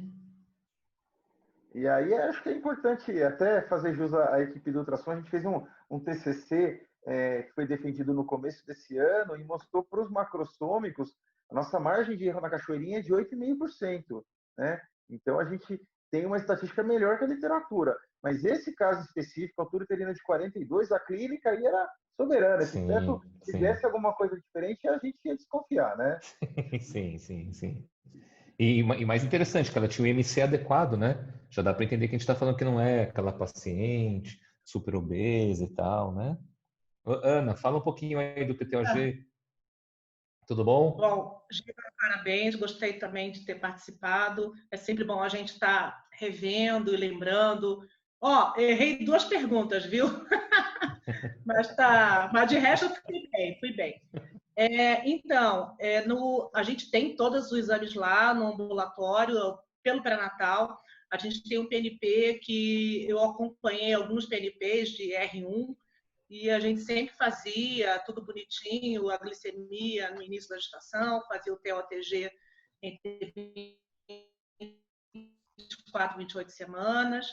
E todos os pré-natalistas acho que nunca tiveram nenhuma dificuldade. Eu acho que a grande dificuldade realmente do pré-natal nosso é o momento de internar, fazer o perfil internada. E eu queria fazer 2 comentários. A nossa população realmente é uma população muito pobre, né? Mora numa região em comunidade, muitas são multíparas. A gente já teve situações que a gente está lá de tarde, no final da tarde, 5 horas da tarde, o paciente tem indicação de internação e elas falam: meu filho está em casa sozinho, eu não tenho quem deixar, e isso é muito complicado. A questão da paciente, você explicar que para ficar internada é importante para ela até entende, mas ela também tem outros filhos em casa e muitos são menores de idade. Então, essa questão social é muito complicada. E muitas vezes a gente negociava para ela ir em casa e voltar no dia seguinte. A Tatiana deve estar aqui, ela sabe muito bem como é que é isso. Sim. Então, essa é uma dificuldade do ambulatório, quando você indica uma internação num horário final de tarde, numa quinta-feira ou numa sexta-feira, por exemplo, né? E eu me lembro que teve uma época que a gente evitava de internar paciente na sexta-feira, porque vinha o final de semana e muitas vezes tinha aquela dificuldade de fazer todo esse controle e condutas no final de semana. Então, a gente sempre postergava para paciente internar na segunda-feira. A gente tem uma nutricionista lá no ambulatório, que atualmente nós só temos uma nutricionista, que é a Midori. O dia que ela aposentar, não sei como é que vai ser. Ela é muito presente, ela está lá, ela faz toda uma orientação com os pacientes, ela procura orientar a parte da dieta. E a terceira coisa, pelo menos, eu me lembro, a Jussara também estava numa reunião, a Vera acho que estava também, na secretaria, para rever os protocolos de diabetes gestacional. E uma coisa que foi colocada nessa reunião, que o glicosímetro seria disponibilizado pelas UBSs, independente da paciente tomar ou não insulina, porque existe um protocolo da secretaria que o glicosímetro só era fornecido para quem tomava insulina. E aí foi colocada a importância desse controle em casa, mesmo, principalmente a diabetes gestacional. Essa que realmente precisa ter esse controle para você poder indicar o uso da insulina. E a quarta coisa, a gente tem uma médica que é endocrinologista no ambulatório, a Jussara conversou um pouco com ela, eu acho que a gente precisa... Ela não tinha, quando ela começou a trabalhar lá no hospital, ela não tinha experiência em trabalhar com gestante, então acho que a gente poderia estar... Agora, nesse momento de pandemia, ela voltou de uma licença maternidade, sem agenda, e então a gente propôs que ela começasse a trabalhar só com a gestante, uma aproximação dela com a casa da gestante, e para que ela também, ela sempre falou para mim que ela queria ter o controle do diabetes ambulatorial, para ter o mínimo de internação, ela também é dessa ideia, dessa posição, então a gente tem que integrar todo mundo, as equipes, né? Não só a equipe médica do pré-natal, mas também a endocrinologista, tem a nutricionista, tem o serviço social, porque são pacientes, a grande maioria são pacientes que têm grande dificuldade de alimentação mesmo. Muitas vezes não tem muita opção de alimento. Fazer caminhada é até possível, mas a gente sabe que nadar, imagina, não tem como, né? Academia, não é, né? A gente não consegue fazer, imagine elas, né? Então, acho que dá para fazer um trabalho bacana, acho que a ideia é essa, a gente envolver cada vez mais, integrar o pessoal do pré-natal e o retorno, e já está acabando o tempo, e o retorno do puerpério, isso tem que ser... Desculpa, Ana, tem algumas pessoas pedindo para falar, eu acho que se sair, a gente entra de novo, a gente consegue mais um tempinho, então. Vamos entrar de novo, Ana, eu acho que é super importante esse espaço que você falou, e talvez, Giba, aquilo que a gente conversou na outra semana, em relação ao retorno do puerpério. Então, talvez a gente fazer uma ponte com a endocrinologista, porque ela, enfim, é a clínica que vai ajudar a gente, e talvez ela vê essas pacientes que estão precisando voltar no puerpério, né? Acho que surgiu essa ideia agora, mas aquela... A gente estava pensando numa estratégia, né? De quem vai ver essas pacientes no puerpério. Mas não no puerpério imediato, mas naquelas 6 semanas em que ela precisa repetir o HTOG, e se fez diagnóstico ou não. Eu acho que, mas só finalizando, eu acho que é isso. Talvez o caminho, Giba, seja esse retorno de 6 semanas que a gente estava tentando pensar numa estratégia de recepcionar essas puérperas, né? Então, eu acho que... Ia ser perfeito, né? Com a clínica, né, Tati? Fazendo isso, porque ela definiria quem é aquela paciente, né? Ela poderia fazer os encaminhamentos mais adequados, num certo sentido. Introduzir uma medicação, ela voltava com 6 semanas, a gente não perdia essas pacientes no sentido de segmento, né? Eu acho que, Tati, acho que a gente pode tentar fazer essa ponte com ela também, Tati, Ana Marta, Giba, né? E o que vocês acham? O Luizão, acho que tem uma pergunta que ele quer fazer, Luizão. Pode falar, Luizão. Então, Giba, uma outra coisa que eu acho que agora voltou, saiu, não sei se você consegue compartilhar de novo aquele slide, mas se eu colocasse de novo o slide da idade gestacional de resolução. Isso eu acho que era um negócio que a gente precisava deixar também alinhado, no sentido de que todo mundo falasse a mesma língua, né? Eu acho que essa é o grande trunfo aí dessas reuniões, a gente conseguir todo mundo um antes desse. Um antes? Um antes. Das idades gestacionais. Isso. Aí fica, eu não sei o que você acham aí, né? Aqui ficou bem aberto, assim, né? Por exemplo, diabetes não complicado, bem controlado, entre 39 38 e quase 40 semanas aí, né? Então são 2 semanas de diferença. O que nós vamos adotar como critério para a clínica obstétrica? Vai ficar essa idade gestacional em aberto? Porque aí vai ter cara no pronto-socorro que vai treinar com 38 e vai ter cara que vai treinar com 39,6. Será que a gente não precisava amarrar isso e fechar um pouco mais o intervalo? Assim, o que nós vamos usar para a clínica? Vai ser 38? Eu acho que no protocolo, Giba, acho que você pode até falar isso. Mas se eu não estou enganado, está escrito 39 semanas, né? Para o não complicado. Você me corrige, Giba. Mas até onde eu lembro de cabeça que me sugeria 39 semanas. A paciente com vasculopatia teria 38 semanas, não é isso?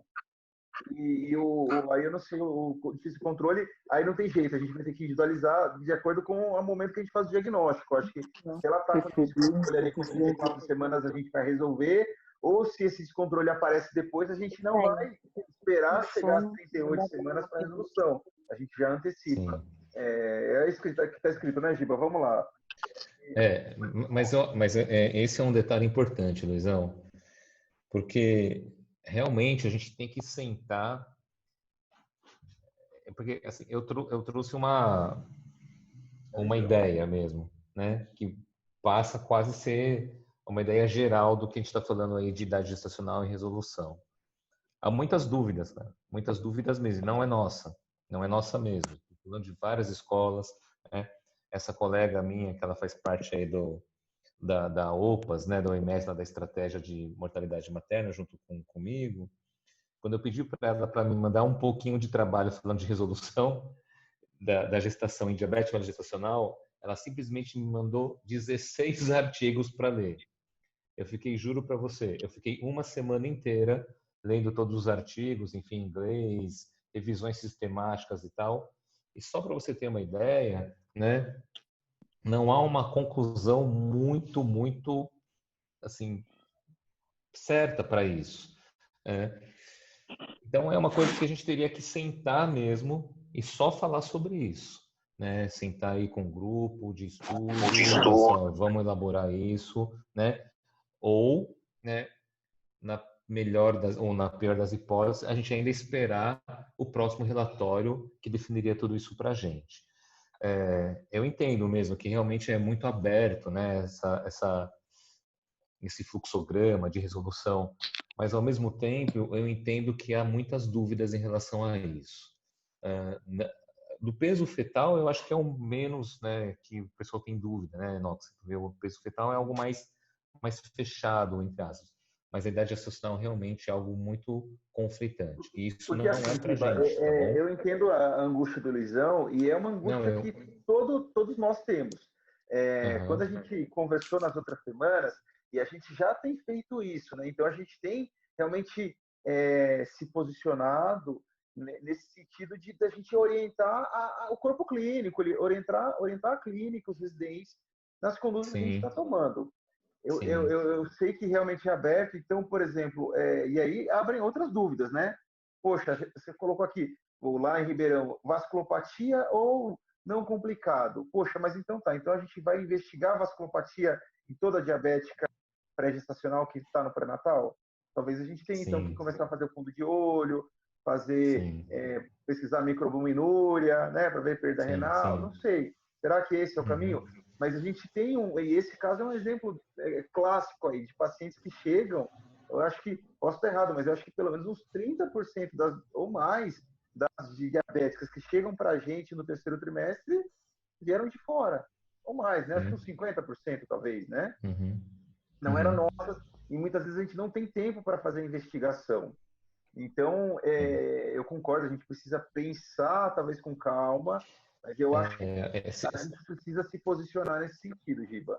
Né? Se tem uma coisa que realmente está, o Luizão tem toda a razão, se tem uma coisa que está realmente em aberto, mas eu deixo claro isso, viu, Luizão, que não é para gente, não é para o Cachoeirinha, é para o mundo, até a própria comissão, né, que vem fazendo esses relatórios, há uma divergência, inclusive neste aspecto, neste ponto de discussão.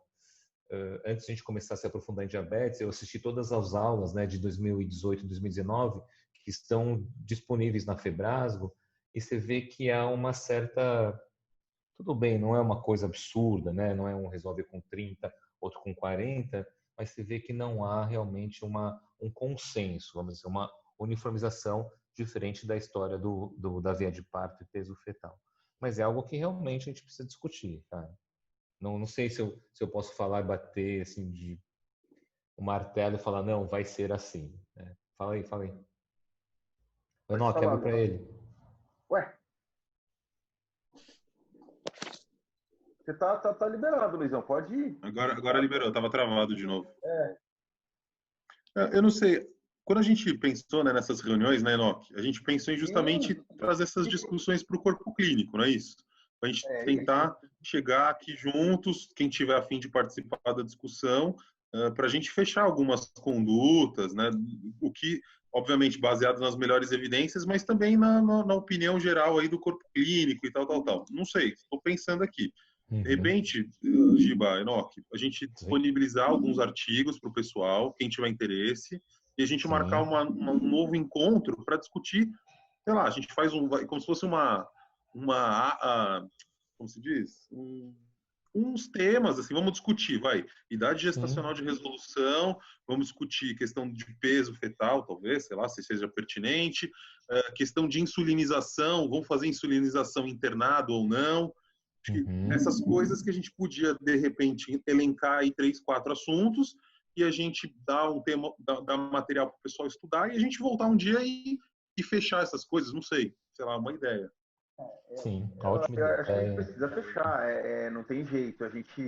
Porque até a gente está numa fase de transição, eu também estou com essa angústia, porque até pouco tempo, no nosso protocolo anterior, 2015, tem a idade gestacional de resolução, se eu não estou enganado.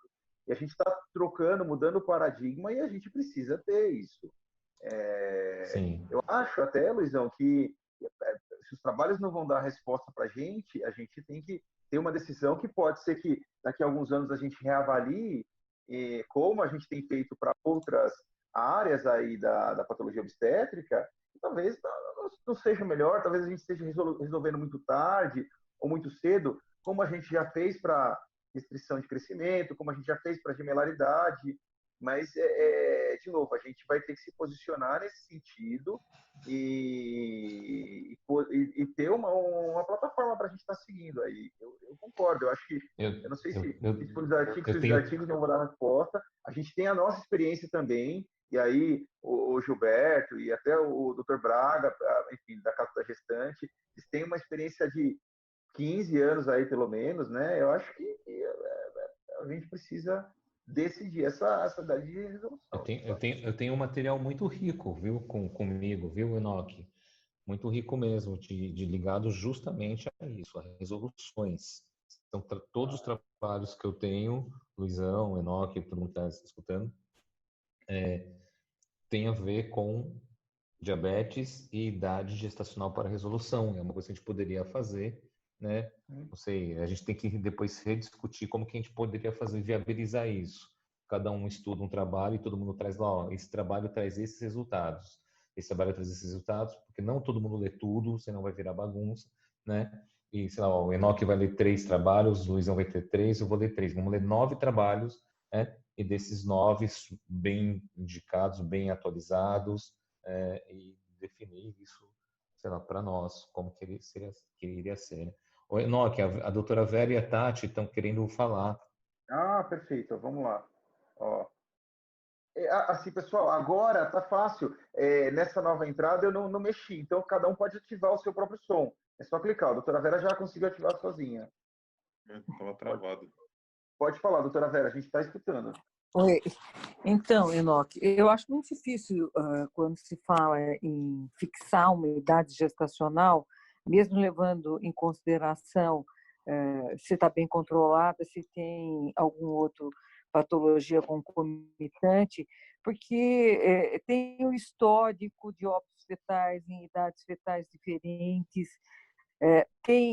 Na minha compilação dos últimos 15 anos, o que eu vi é que diabetes estava frequentemente associado à hipertensão ou à pré-eclâmpsia concomitante e a hipotiroidismo. Então, é raro você ver uma diabetes da casa da gestante que ela só tenha o diabetes gestacional. A maioria delas se enquadravam pelo menos em 3 critérios de risco. Nunca era só diabetes isolada, o que complica um pouco mais a evolução dos casos. Então, eu acho que a gente, inclusive, poderia aproveitar o momento da internação de controle no pré-natal ou de outra coisa e já fazer uma proteinúria em fita e uma avaliação da tireoide dessas pacientes, porque quando elas vêm, eu vejo que elas têm os 3 critérios de risco quase sempre. Então, não é tratar o diabetes simplesmente, né? Como é que eu faço com essa paciente que é cheia de comorbidades, né? E tem o diabetes piorando ainda. Então, acho que a gente tem que ter um filtro de triagem ainda maior com as nossas pacientes. englobando essas outras patologias. Elas têm comprometimento renal maior, elas têm IMC maior do que a população que é diabética de outras regiões. É difícil estabelecer um critério, né? Nós vamos ter que estabelecer estudando a nossa população, acertando e errando nos critérios, né? Mas é isso mesmo, viu, doutora Vera? A senhora, a gente olhar para a nossa população, eu acho que aí sim a gente vai ter a resposta do que a gente está procurando. Aliás, obrigado pela presença na reunião, é sempre muito bom a senhora trazer aí, né, esse histórico todo. E a impressão que eu tenho, na verdade, é que a gente tende a ser um pouco precoce, né? Então, essas pacientes que estão na casa da gestante, que já têm outras comorbidades, a impressão que a gente sempre tem é que a gente, puxando aqui para esse fluxograma, a gente está sempre no limite inferior ali do gráfico. Não sei se é uma impressão errada, e aí talvez os dados vão mostrar, né? Mas eu acho que a gente não costuma chegar ali a 39 semanas e 6 dias nas nossas diabéticas não complicadas e bem controladas. A gente chega, Giba, a 40 semanas? Não. Não. Né? Então, eu acho que talvez a gente não consiga bem controlá-las. Até pela dificuldade domiciliar de fazer o controle, da dificuldade domiciliar de se deter a uma dieta. Então, a gente está com elas mais ou menos controladas, né? Tá certo. Aí, mais ou menos controladas, né? Então, a impressão que eu tenho é que a gente sempre tende a resolver elas ali, com 38 a 39 no máximo, né? Não é a cidade estacional que a gente tem tomado as condutas, não é, Giba? Porque muitas delas é isso, a gente tem um controle muito redondinho, mas a gente não passa de 39 semanas com as nossas diabéticas controladas. E aquelas que estão parcialmente controladas, mas não é o difícil controle, a gente tem resolvido com 38 semanas. Ou eu estou errado? Giba, doutora Vera, enfim. Não, eu acho que a gente tende a resolver mais precocemente. Mais precoce, né? Na última reunião com a Rossana, que foi o tema também foi o diabetes, baseado em todos esses protocolos da Febrasgo e da Sogesp e tudo mais. Eu não sei se eles têm um critério mais rígido ou têm um perfil populacional melhor, né, que vai às reuniões, que frequenta o hospital, que tem mais acesso a alguma coisa, eles resolvem com 40 semanas. Ô, Giba, aqui no teu slide você coloca como DM pré-gestacional, mas não é só pré-gestacional, é DM lato sensu. Geral. Lato sensu, isso. É porque quando a gente coloca pré-gestacional, né, estamos englobando aí a ideia também da paciente ter vasculopatia, que seria muito, muito raro uma paciente com diabetes gestacional, um tiro muito curto, desenvolver vasculopatia ou lesão de órgão-alvo, né? Eu não sei, assim, a impressão que eu tenho é que na casa da gestante, ela nunca vai entrar nesse critério de não complicada e bem controlada, porque essas que estão bem controladas, elas estão em casa, não é isso? A da casa da gestante vai ser essa de difícil controle, não é isso? Não é isso, sei lá. Não, mas tem muitas pacientes que estão lá, assim, o que a gente tenta fazer junto com o pré-natal, né? Isso é uma coisa que o Braga sempre me ensinou. As pacientes que estão no final do pré-natal, Luiz, até por uma logística, que a Ana Marta está aqui para confirmar o que eu estou falando, uma logística de agendamento, não é possível essas pacientes às vezes estarem na casa da gestante e eu querer que ela marque a consulta para daqui a uma semana ou para a semana que vem. Então, o que nós da casa da gestante fazemos?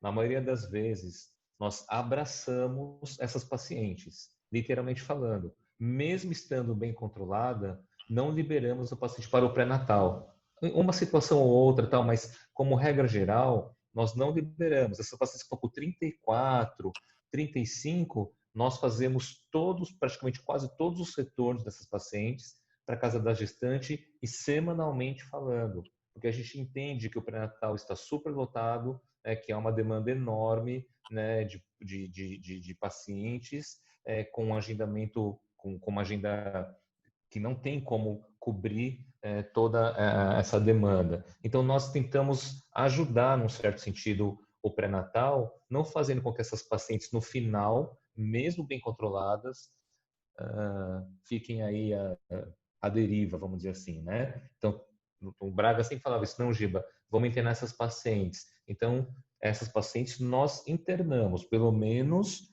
no final. E o final, entre aspas, que é a fase que a gente está pensando na ideia de resolução. E nós levamos na casa gestante pacientes com 38, 39, bem controladas, né, na casa da gestante, internando. Mas aquela internação, ela fica um dia, no máximo 2, bem controlada, vai para casa, faz ultrassom, bababá, vai para casa, volta, vai para casa, volta, vai para casa. Desculpa, assim, eu sei lá, eu acho que a gente está aqui justamente para rever alguns paradigmas. Eu até entendo isso daí, a Ana Marta pode até falar alguma coisa sobre isso. Mas, assim, isso, o documento novo, ele fala justamente o contrário disso, não é isso? O documento fala de tentar não institucionalizar as pacientes, de tentar fazer essa insulinização ambulatorial, né? Então, assim, será que tem sentido a gente continuar fazendo isso, internando essas pacientes, mesmo bem controladas, e manter internada na casa da gestante? Será que a gente não tem que, talvez, montar uma estrutura nova lá no ambulatório para a gente receber essas pacientes lá e fazer isso de uma outra maneira? Né? Porque aí, talvez a nossa estrutura esteja ultrapassada. Na verdade, acho que aí é assim, Luizão, a gente está nessa questão da transição. Eu e o Gilberto, a gente foi no ambulatório outro dia conversamos com a Tatiana, na última aula ela falou do relato dela, e aí a gente tem uma grande dificuldade, porque apesar de a secretaria falar que tem disponível glicosímetro e tudo, tem uma grande dificuldade. Então, acho que agora vai ser a virada dessa mudança de conduta mesmo, Luizão. Acho que a proposta é essa, não internar mais tanto. A ideia é essa. A ideia é essa. Do subsídio de glicosímetro, de treinar a paciente ali no pré-natal. Eu acho que a gente vai começar o piloto com isso, mas a dificuldade inicial que a gente sentiu, pelo menos no que a gente avaliou, é isso, que não tem esse subsídio que falaram que teria. E aí até uma proposta, não sei qual é o meio, para a gente conseguir esse material para nós fornecermos, enfim. Acho que a Tati tinha falado, mas acho que a Ana tinha levantado a mão antes, né, Ana? O Enoque. Perguntar tem a ver com a frequência justamente do pré-natal. A paciente que, digamos que ela chegue no tempo habitual, porque ela vai fazer o diagnóstico de diabetes gestacional muitas vezes no segundo trimestre. E até ela chegar no pré-natal, às vezes ela pode ter um tempo aí, né? E a frequência da consulta do pré-natal, né? Essa é a pergunta que eu queria fazer. Cada 15 dias, semanal, no começo da gestação é mensal? Essa é uma dúvida também. Mas a Tatiana também pode... Olha, eu comecei a insulinizar a paciente, né, ambulatorial, já estava fazendo isso antes de conversar com o Enoque.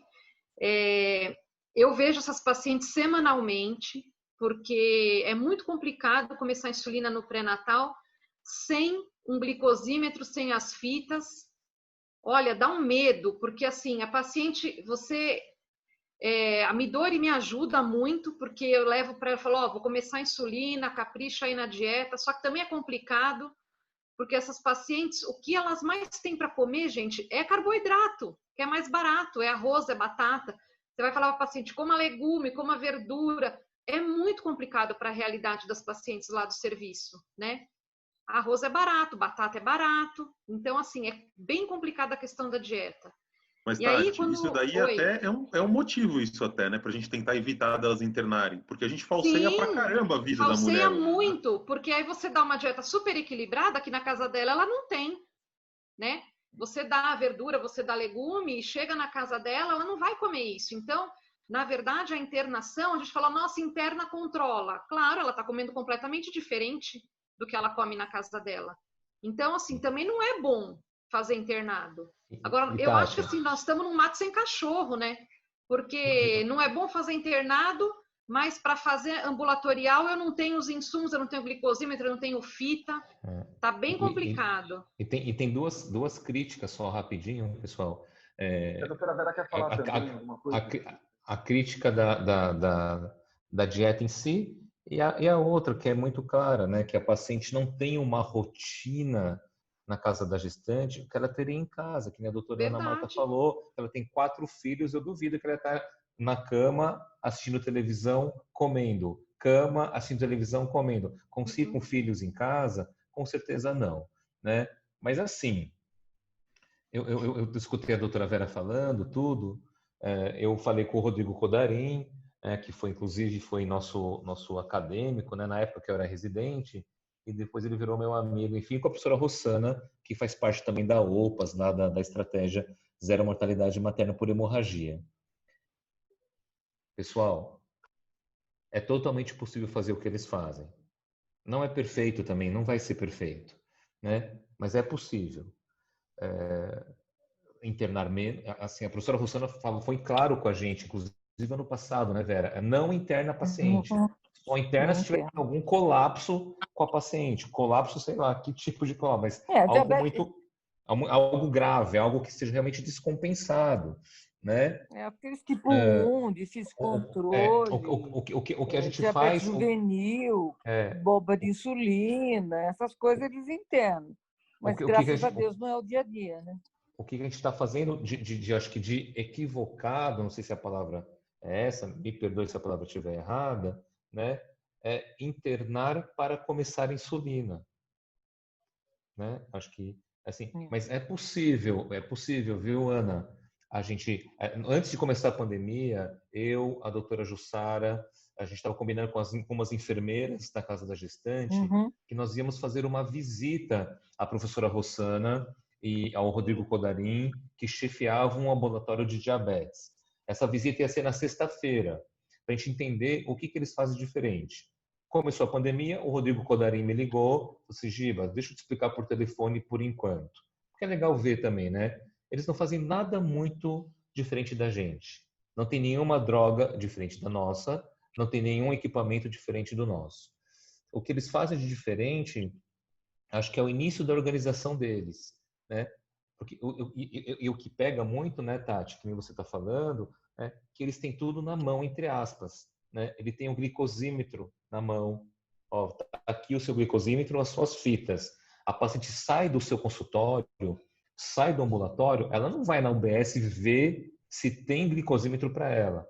Ela está garantida que tem um glicosímetro, né? Que ela vai devolver, obviamente, blá, blá, blá, blá, blá, né? Essa é uma diferença. A outra diferença que é notória em relação aos grupos, e não é só do pessoal da HC, inclusive lá do pessoal da Escola Paulista, da professora Rosiane Mata e tal, é que é a orientação, né?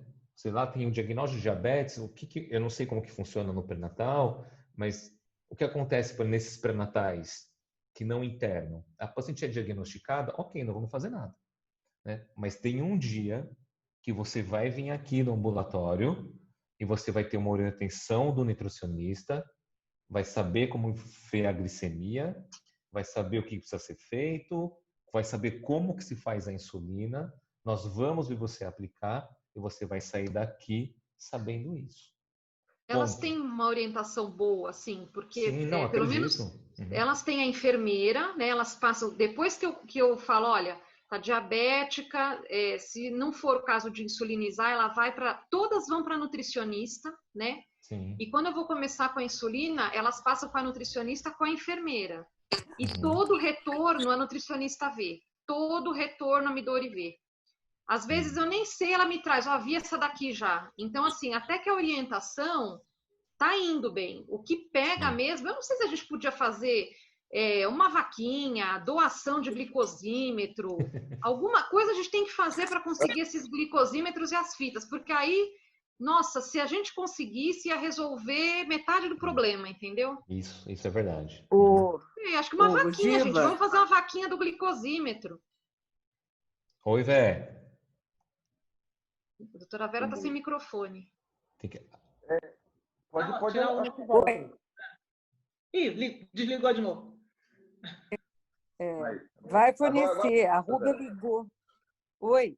Outro dia a Rúbia ligou perguntando. Estão me ouvindo?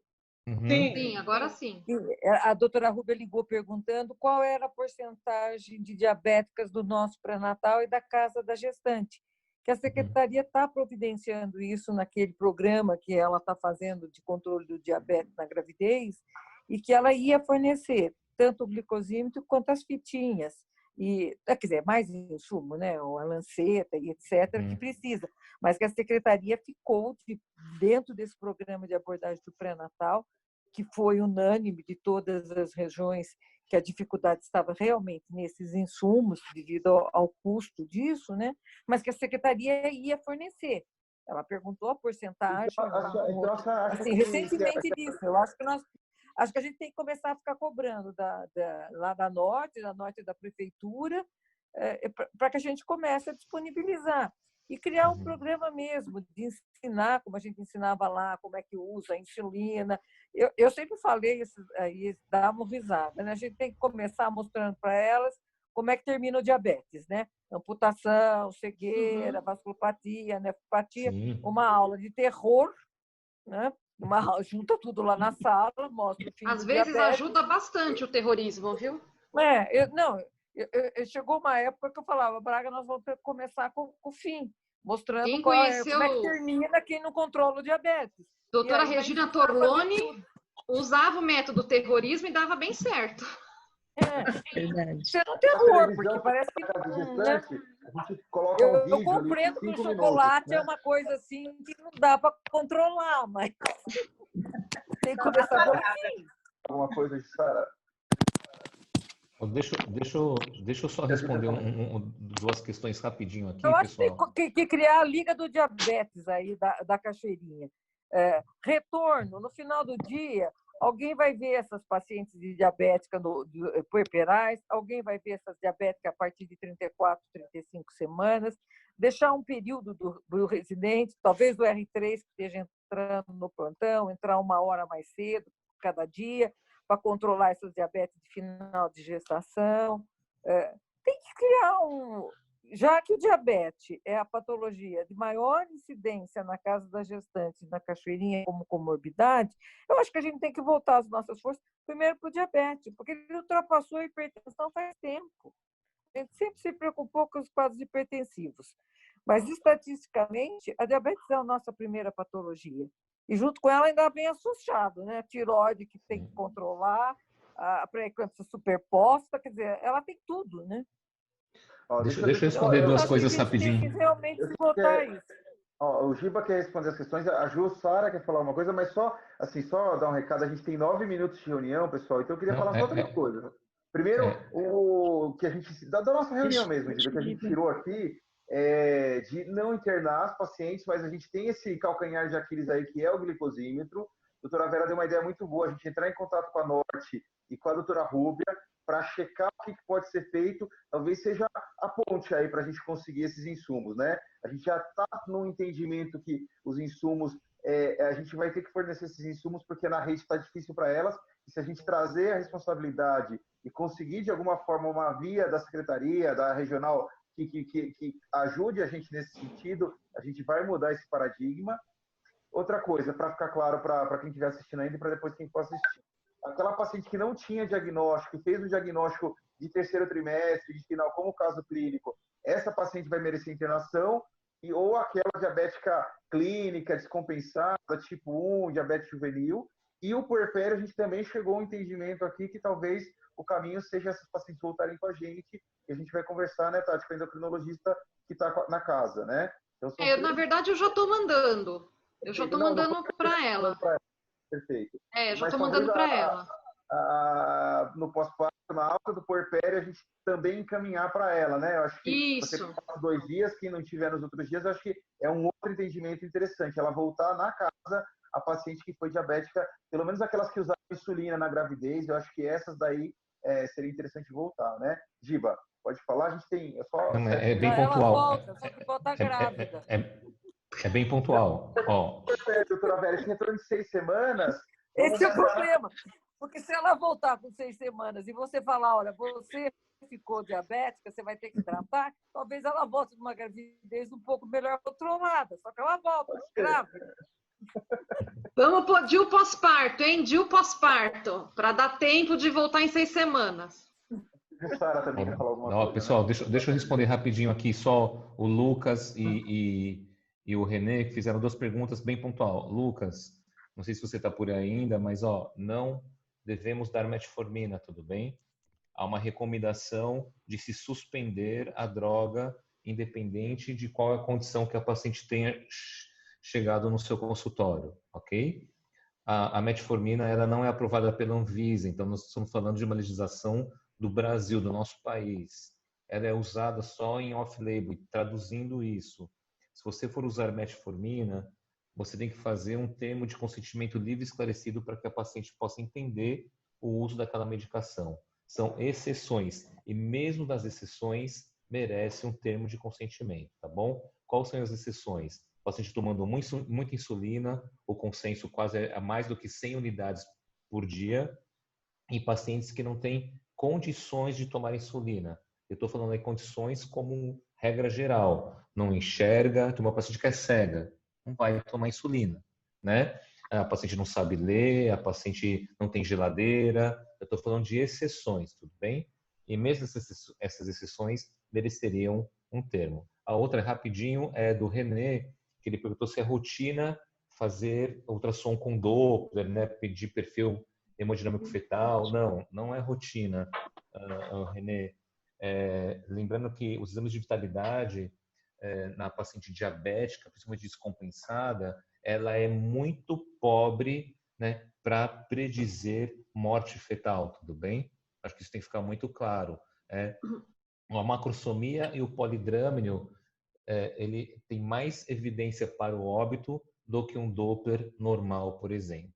Tudo bem? Você pede um Doppler, está normal hoje, cardiotoco bom, tudo normal. Amanhã você vai lá e não tem foco de bebê. Tudo bem? O Doppler não é obrigatório, vamos dizer assim, nesse rastreamento, na predição, né, de óbito fetal, tá bom? Fala aí, Jô.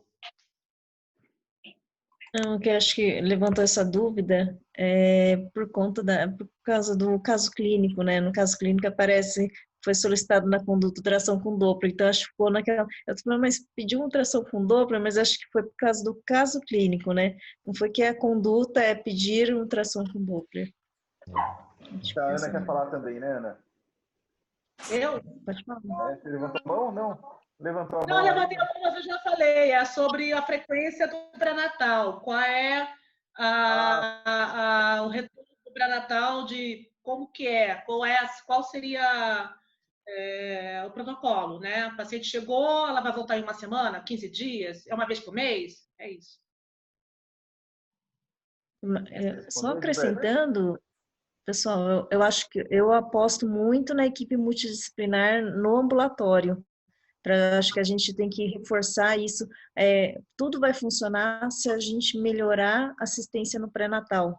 Eu acho que se a equipe multidisciplinar, a nutricionista, sabe? Eu até assim, eu envolvi a equipe da físio, da acupuntura. Eu acho que tudo está valendo. A gente fazer palestras de conscientização para elas aderirem ao tratamento, isso é o mais importante. Se a gente não fazer com que essas pacientes comece a aderir ao tratamento, não melhora. A gente só vai ficar aumentando doses de insulina e não controla. A dieta, a atividade física, assim, fazer grávida, fazer caminhada, atividade física, assim, quase um parto.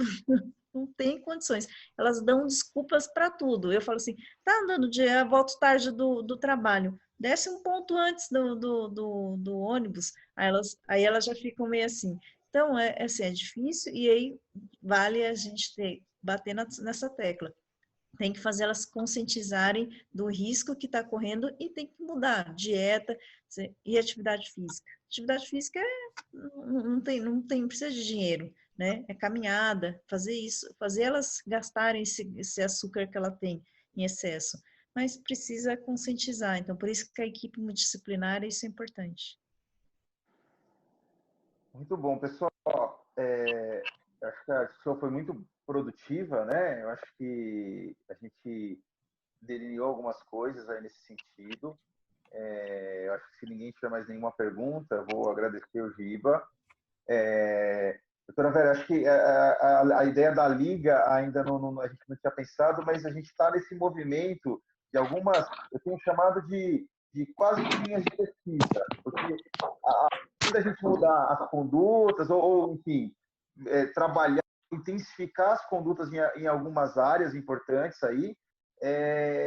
Acho que não vai ser só isso. O reflexo vai ser tanto na assistência, como também, eu acredito que na pesquisa. Então, deve sair TCCs, alguns trabalhos em cima do que a gente está fazendo e modificando de condutas, né? Então, acho que a ideia é meio nesse sentido, tentar alinhar todas as condutas. Acho que deu uma cortada, né? Eu vou agradecer a todos, a gente está com o tempo estourado. Doutora Vera, pareça. Travou, Enoque. Obrigado, viu, doutora Vera, por ter participado, viu? Bom, gente, eu vou encerrar a reunião e reunião dessa, assim, noturna, daqui 2 semanas, dia 13, tá bom? Dia 13, pré-criança. Foi bem.